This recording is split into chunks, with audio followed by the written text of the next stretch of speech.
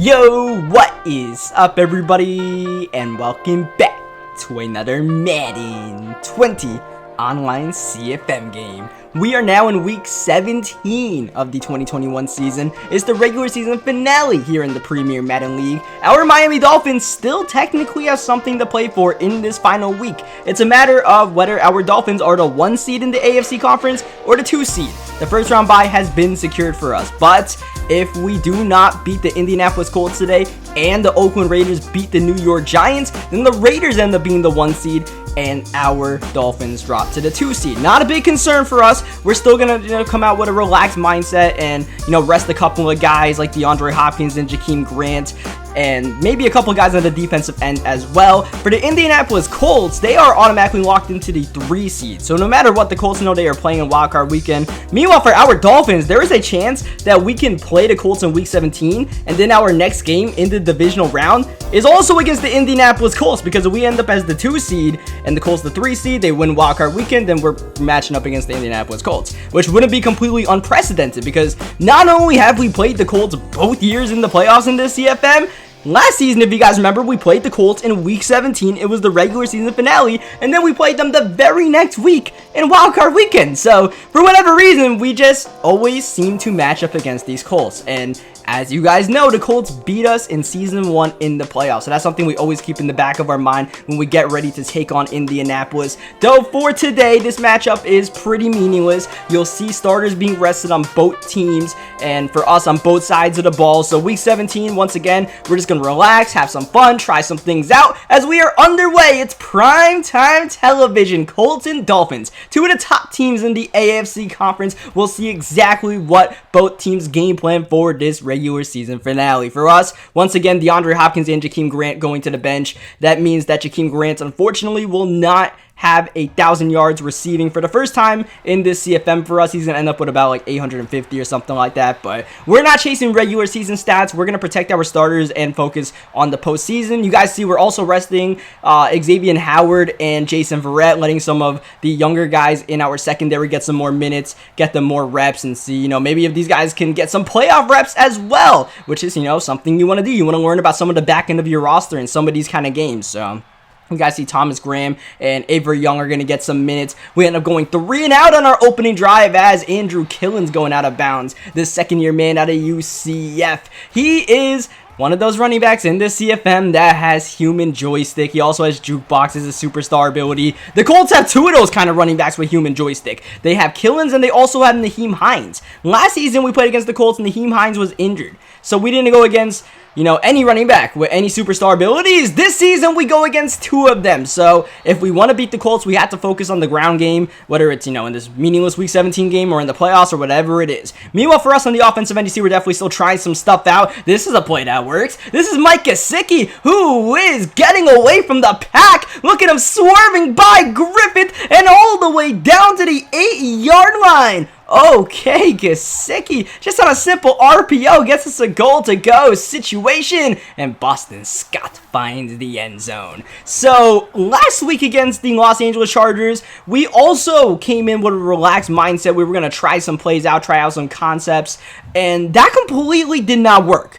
There was not much that we actually learned from that game, right? Because there goes T.Y. Hilton through the seams and speeding away to the end zone, and that is some of the effects of having a young secondary player like Avery Young, who's not exactly in the right position to make a play on T.Y. there.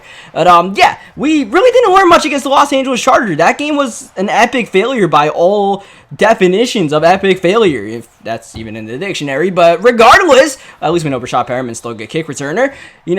We end up losing that game. Didn't matter for us, but, we got to come out a bit more focused in this Week 17 matchup because, if we come out all rusty and out of sorts and, out of rhythm, then it's going to carry over into the playoffs, I feel. So we got to at least take this game a bit more seriously, get a bit more locked in. But the offense is just not finding a groove right now. Tate is down. This Colts pass rush is definitely having a factor. Curtis Weaver outside, along with Jabal Sheard. They're both ripping our tackles apart, and that is going to be a 3 and out for our offense. And part of that is the fact that we're not establishing the ground game as much as we probably should, but I don't feel like we really need to practice running the ball with our team. Like, we know what Boston Scott and Lynn J. Dixon bring to the team, so we're not going to go run heavy in this one. This is more about, trying to get Khalil Tate some touches out here, get him hot potentially for the playoffs, get our defense a bit more focused than last week, but we end up leaving Pumphrey open underneath, and he actually ends up getting a first down here. Still in the first quarter, the Colts are going to use their first timeout before this first down, and Killen's getting a lot of carries early on here, so the Colts definitely still trying to stick to what usually works for them, which is running the ball. But how about passing to Wilson? He bounces around and gets the first down, but the ball is popped out and the recovery made by Caden Sterns. Yeah, Sterns can still do those kind of things for sure. Lynn J. Dixon on the screen with space with some blocks, getting a first down to the 28-yard line. Only our second completion,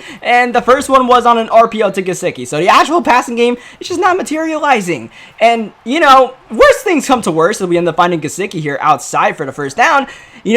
We are a defense-first team, so that's what we're probably going to end up leaning on in the playoffs, regardless of how good our passing game and our running game and all that good stuff is. We still want to, be a defense-first team, and, ultimately defenses do win championships more often than not, as Khalil Tate is down again. Man, the Colts just sent in 3, and they're coming home. Sheldon Richardson straight up the middle. Not much of, resistance there from our offensive line, which is a bit worrying because, if we do have to play the Colts in the playoffs, hello, are we going to be able to pass the ball?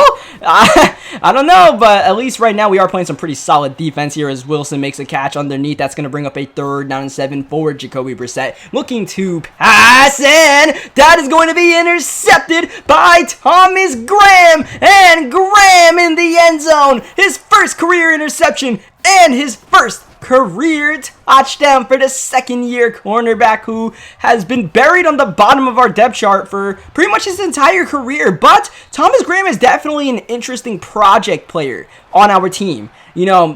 For this season, Jason Verrett's been playing so well that he's been handling the slot, and then Bryce Hall number 2, Xavier Howard number 1. But Thomas Graham has 94 speed, so he is someone that we could potentially lean on and, try to maybe build up for season 4. You never know, right? You always got to keep your one eye in the present, one eye on the future, even when you are in the midst of battle like our Miami Dolphins. As we get the stop on 3rd down, we're going to get the punt return with the oh-so-dangerous Brashad Perriman. But Perriman not able to find anywhere to escape. Gets to the 25-yard line. Continuing to practice these read options with Tate. Tate losing the ball, but thankfully, McGovern, our center, ends up falling on that one as Boston Scott cutting inside. Boston Scott. Those juke moves are oh so slippery every time he activates that jukebox. 5 wide here for Khalil Tate on 3rd down. Just gets it off, and it's caught once again by Mike Gesicki. Gesicki is in a contract year, so, we haven't exactly shut down negotiations with him. We haven't signed him to a new contract. What happens in, this final week in the playoff run can decide a lot about whether Gesicki comes back to the Miami Dolphins next season. 3rd down and 17 after that deep shot to Colin Johnson does not pan out, and Tate is swarmed and shut down. Sheldon Richardson credited for the sack, but 2 of the 3 pass rushers were there in our face almost immediately, even after we tried to escape the pocket. So once again, pass protection definitely not sorting itself out. Though once, playout time comes in those situations, we'll probably run the ball a little bit more to try to soften up that pass rush, as Eric Ebron making the catch over to veteran Malcolm Jenkins. Oh man, secondary struggling just a little bit in this one as Andrew Killens getting off to the races. Simple check down, juking away to the 34-yard line and losing the ball. It is picked up by Big Q, and it's actually not a fumble at all, but still a great play by our rush defense, which is showing up phenomenally so far, and that's a positive encouragement to take from this game, as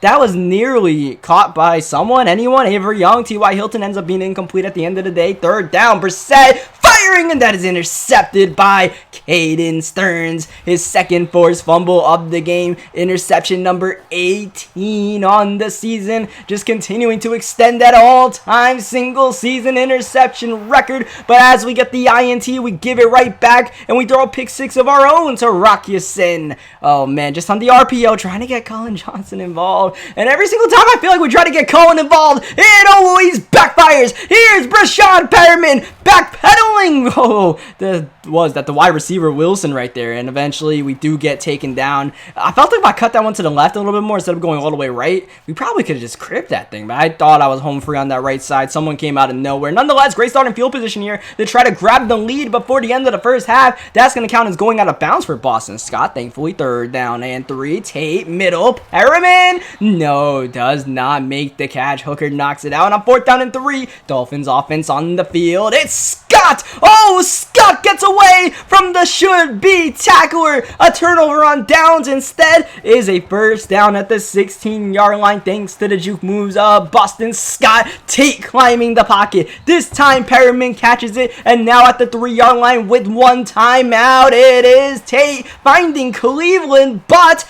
that's going to stay in bounds, and the final timeout is now gone. We got to be careful here. Looking to pass is Tate. He's got time, but nothing really open. Now last second firing to Cleveland, who could not turn upfield. He does get out of bounds, stops the clock. 3rd down and goal here. We can't run this situation. We got to pass this ball. Maybe to Colin Johnson. A great red zone target. There he is. He's got it. Touchdown Miami to lead back in our possession. And Colin Johnson finally making an impact in this one, I suppose. Colin Johnson has had 2 of his 3 receiving touchdowns in the last 2 weeks, both in goal line situations. So once again, something we put in, the notepad. We write it down. We remember it for the playoffs if we ever need it. But otherwise, man, this Colin Johnson stuff, I don't know what's going on. It's just, he's not exactly getting open. The connection is just not there. Like, there's not trust there. I don't know what it is exactly, but it's just not working out this season compared to last season when Colin Johnson nearly had a 1,000-yard season. Like, yeah, we got DeAndre Hopkins and Jakeem Grant, but last season, we had Grant over 1,000 yards. We had CeeDee Lamb over 1,000 yards, and we had Colin Johnson at nearly 1,000 yards. Part of that's just the passing game hasn't been as good as it was the last couple of seasons this season. It hasn't been as consistent, but still, man, it's just something doesn't feel right there as Brissett rolling away from the pressure. Malik Harrison trying to get that sack a game he usually registers. 3rd down and 12. Oh, that is intercepted. Ricardo Allen jumping the passing lane. Allen on the return. Oh, dropping him down, and he's gone. Ricardo Allen, pick 6. The 2nd pick 6 of today's game. The 3rd by both teams combined. Ricardo Allen with a fantastic juke move after jumping the route on 3rd down. Both of our interceptions on 3rd downs, just jumping routes, taking them back to the crib, and now we have ourselves a decent 28-14 lead. As much as I love getting pick 6s though, like, part of this game was supposed to be experimenting on the offensive end, and we're just continuing to play defense. Maybe not for long, though, because Killins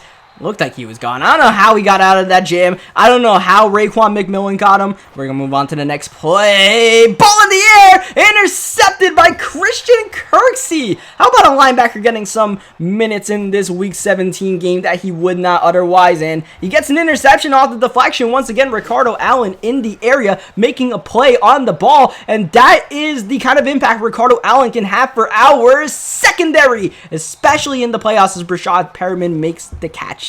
You guys know I love using Caden Sterns as we go downfield to Colin Johnson, and that's going to get intercepted by Yasin, his 2nd interception of the game. But yeah, you guys know I love using Caden Sterns, but especially when it comes to playoff time, Ricardo Allen is definitely a weapon we can use as far as a user safety and really make plays on the ball because, he's got that lurker superstar ability, and that helps you get some crazy interception animations and just more in general makes you more confident making plays on the ball when using a defensive back, though. That time he's too far out of the play picture, and we end up giving the 1st down up to Jacoby Brissett and the Indianapolis Colts. There's Malik Harrison getting a sack. Malik Harrison is close to 20 sacks on the season. If he can have a great game today, here's Ricardo Allen again. Interception, and he's going all the way again. Ricardo Allen continuing to add to his highlight reel. That's interception number 10 on the season. Double-digit INTs for Ricardo Allen, who was a Pro Bowler last season for the Atlanta Falcons.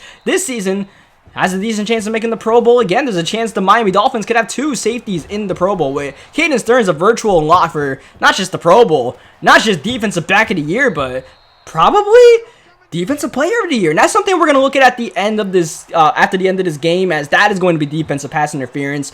Oh, man, I wanted that ball. I saw that play developing the entire time, but ended up being boxed out there by T.Y. Hilton and getting the penalty. But yeah, After this game is done, we're going to look at all of these season stats for not just our Dolphins, but the entire league. We'll get the final season standings, check out who made the playoffs and all that good stuff. And then we'll look at league awards, see if our Dolphins picked up anything. Third down and 8. That's going to be caught inbounds by T.Y. Hilton.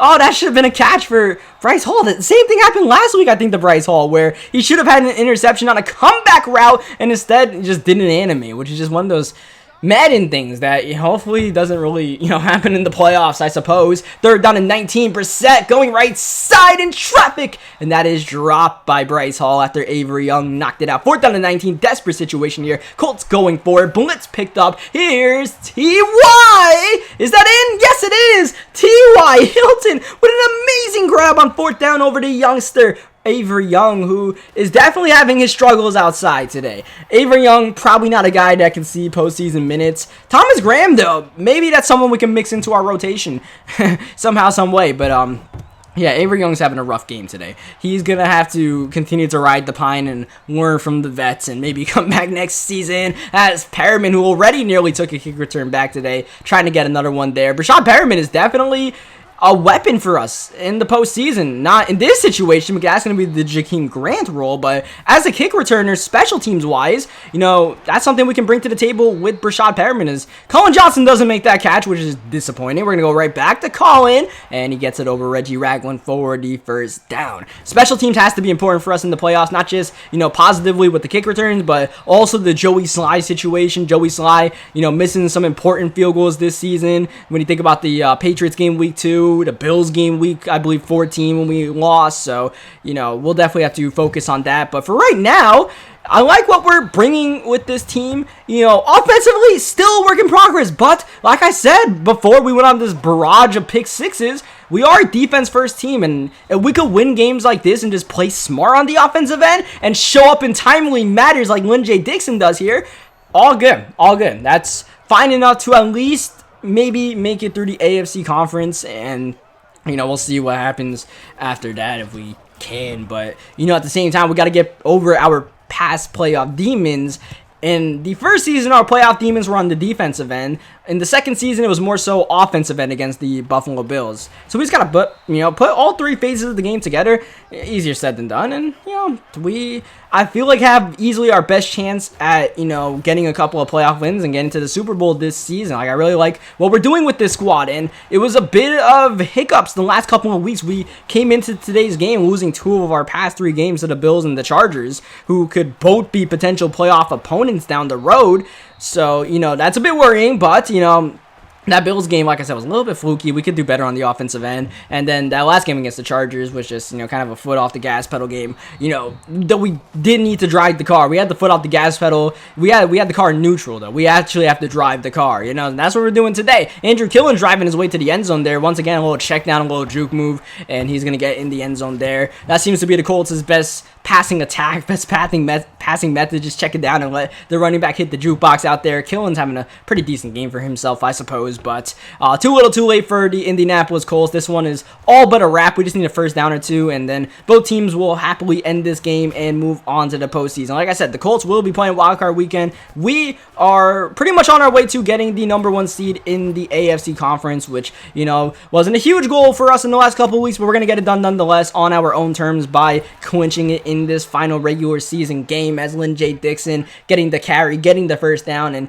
that will be the way the regular season unfolds. Ryan Fitzpatrick kneeling the ball a couple more times. I'm curious to see how many rushing yards negatively Ryan Fitzpatrick has, because we've been kneeling the ball a lot, but that's a good thing. That means another Miami Dolphins win. That means the Dolphins end the regular season with a 14-2 record as the number 1 seed in the AFC conference. The last couple of seasons, we've been all over the place as far as seeding. First season, we were the number 2 seed. The next season 2, we were the 5 seed. Now in season 3, we're the 1 seed. But hey, we made the playoffs every single year, and that's definitely something positive here. You see, not much to be had in the passing category. Like I said, a lot of our stuff was just, screens and jet sweeps. But you know what? That was the way we were making things work in season 1. And if anything, you just got to stick with what works. And maybe that's just, the kind of scheme that fits our Dolphins team and the way we play. It's just, mixing in those jet sweeps and, making teams try to stop us on those kind of gadget plays, and then let that try to open up the rest of the passing game. So, that's something that we could potentially take into the playoffs. A lot of things that we could potentially take into the playoffs. This week's game was a lot more informative as far as, what we could do with our team and what works and what doesn't work. So now we're going to start looking at all the end of season stats, starting off with our own Miami Dolphins team. Boston Scott definitely had a chance of getting a 1,000-yard season if we really pushed the issue in the last couple of weeks, but we didn't really try to do that, trying to protect Boston Scott because he is a key piece of our playoff push. If we want to win, we got to rely on Boston Scott and or Lynn J. Dixon. Like, there's no guarantee that the running backs stay healthy, but we got to at least try. You guys see the receiving stats, and DeAndre Hopkins over 1,000 yards. Jakeem Grant with, I believe, 8 touchdowns on the season. Most of those came in the second half when we started really getting Jakeem Grant going. So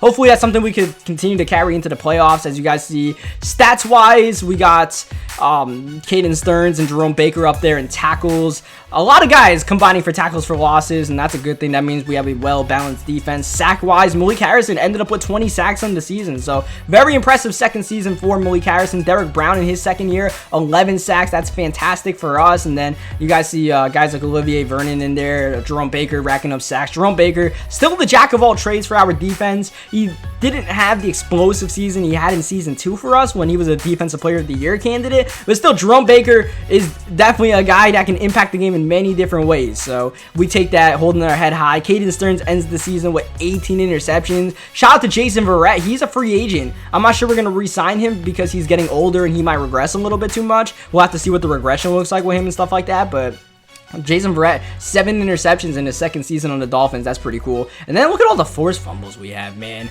Jerome Baker knocking out 5. Malik Harrison knocking out 4. Vernon, I think, knocked out 3. Of course, Caden Sterns knocking out 13 of those balls. Caden Sterns, the hardest hitting safety in the league. We had that one blocked field goal against the Buffalo Bills, and I think week 4 with Avery Young. Defensive touchdowns. Shout out to Ricardo Allen again. 2 defensive touchdowns to tie Jason Verrett for the team lead. And then Brashad Perriman, kick return wise, man. He was, maybe the top kick returner in the entire league. He had those 2 early touchdowns in week 1 and week 3. I believe we got one against the Falcons, and then that crazy one against the Cleveland Browns. That was one of the plays of the season for our Miami Dolphins. As we now check on the final stats, or the final standings for the season, the Cardinals with the worst record, they'll be the number 1 pick come draft time. The Cleveland Browns actually win the AFC North with a losing record. You guys see the Colts handily winning the AFC South. The South never really providing much competition for the Colts. The AFC East, ultra competitive. The Patriots end up missing the playoffs at an 11-5 record. They actually played the Bills in the final week of the regular season. The Bills won, and they got the 6th seed in the AFC playoffs. You guys see the AFC West also ultra competitive. The Chiefs, for the first time in this CFM, they missed the playoffs with a 10-6 record. And also, you guys might have noticed that the Chargers actually ended up beating the Raiders in that West. So the Chargers are actually the 2 seed. They'll get a first round bye in the playoffs instead of the Raiders. You guys see the NFC West, ultra competitive. The Bears still have not lost in this CFM. The Bears have not lost yet. They have not lost in the regular season. They have not lost in the playoffs.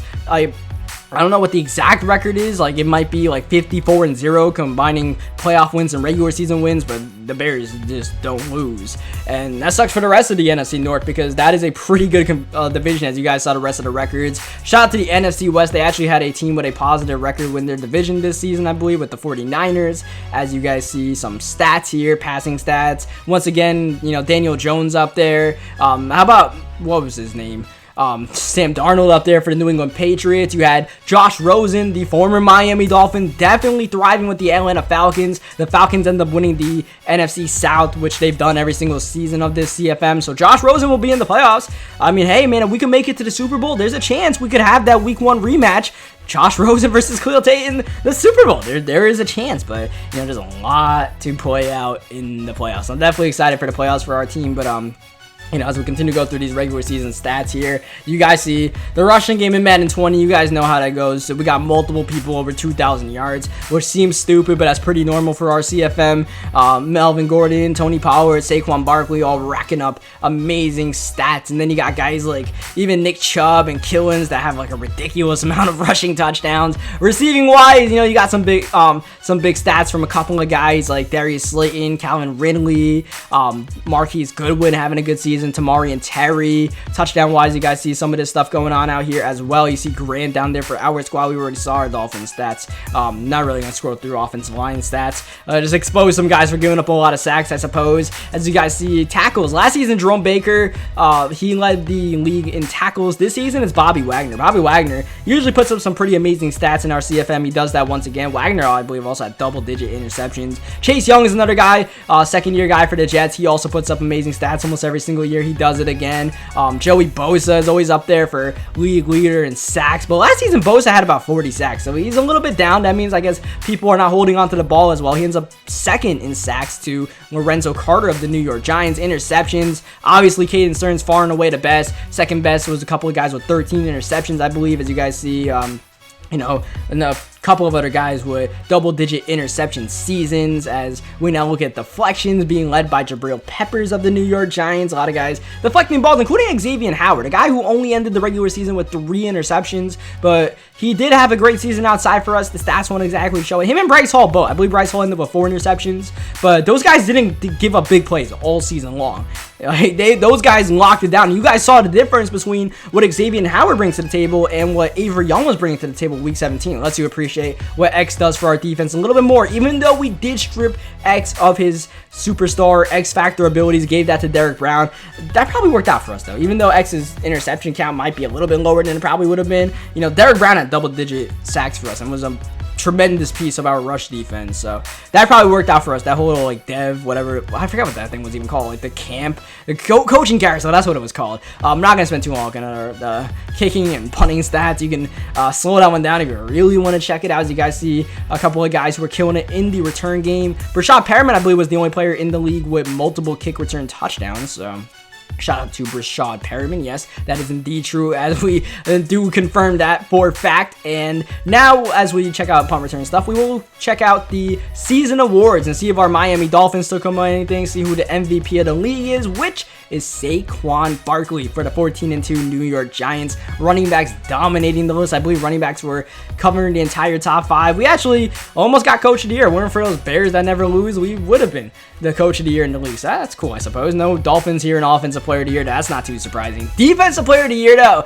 officially is named to Caden Sterns in our conference. And Malik Harrison also finishing in the top 10. Pretty cool for us. Offensive Rookie of the Year, we do have Lynn J. Dixon in the top 10. And Lynn J. probably could have been higher if he didn't get injured. But, you know, that all worked out for us because we were able to develop Boston Scott into a superstar. So that doesn't really hurt my feelings too much. As you guys see, surprisingly for best quarterback in the AFC conference, I feel like this is a surprise that Khalil Tate is so high. Josh Allen ends up winning the award, but I'm surprised Khalil Tate was so high because we didn't exactly rack up the passing yards with him. This was the lowest passing yardage season we had in the CFM by far with, you know, any quarterback. So I guess we'll take it. Shout out to Teron Armstead. That was a big trade for our Dolphins. We gave up our first round pick, but Armstead has definitely been locking it down on that left side of the offensive line, and he ends up being one of the best offensive linemen in the entire conference. It was like Josh Allen. Josh Allen's winning awards everywhere, whether it's best defensive end or best quarterback. Chase Young ends up winning best linebacker. You saw Malik Harrison also involved, as you see, best defensive backs out there. Obviously, Caden Sterns is going to win that. Ricardo Allen also finishing pretty high in those standings, as we are going to now check out the NFC stats or NFC awards, and then we're done with this video because, you know, this video has been a long video and I need to take a break. I need to get a sip of water, but let's check out who is doing things out here. Shout out to Bobby Wagner winning Defensive Player of the Year. Obviously, Saquon gonna win Offensive Player of the Year if you won the MVP. Jordan Love, he's the new quarterback of the Cowboys. They don't got Dak Prescott. Dak's on the Minnesota Vikings, so a lot of shifting going around. You saw Dak Prescott there, bottom half of the top 10 for best quarterback. Daniel Jones winning best quarterback, so the New York Giants putting a lot of stats up in general. They had Lorenzo Carter as the best defensive player as well. Darius Slayton, nearly the best wide receiver, that ends up going to Calvin Ridley, who had those amazing stats that we saw. We definitely need this video to end pretty soon, as you guys see some linebackers, some defensive backs before we swap things out. Isaiah Simmons, the impressive combine guy in real life, doing big things for the Cowboys in our CFM. And now we check out kickers and punters, and that's pretty much going to do it for today's video, and that is officially going to do it for the regular season. So next time you guys see our Dolphins CFM, we will be in the divisional round of the playoffs. Who are we playing? You'll have to come back and find out next time. But for now, I hope you guys leave a like on the video. If you guys enjoyed it, subscribe for more Madden 20 gameplays, and I will catch you guys next time for the divisional round of the playoffs.